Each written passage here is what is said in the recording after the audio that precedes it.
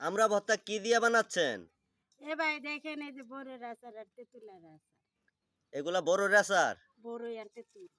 ও তেঁতুলও দিছেন আমরার জি, মধ্যে?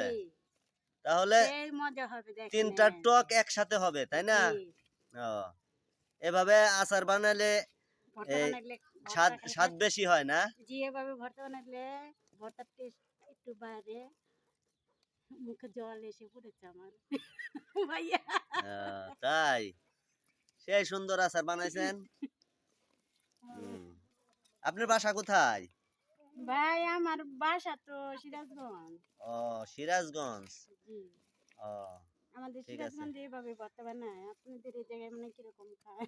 ও, তাহলে আপনাদের সিরাজগঞ্জে এইভাবে আমরা বড়ই তারপরে তেঁতুল দিয়া আচার বানাই, তাই না? হ্যাঁ, হ্যাঁ, হ্যাঁ। আহ, দেখেন ভাই, তেঁতুলের আচার, বড়ইর আচার দিয়ে বড়ইর আচার দিয়ে তারপরে আমরা মাখাচ্ছে। এই আমরা আপনারা খাবেন নাকি? খেতে আসেন। খুব সুস্বাদু হবে। যারা যারা খাবেন সবাই চলে আসেন।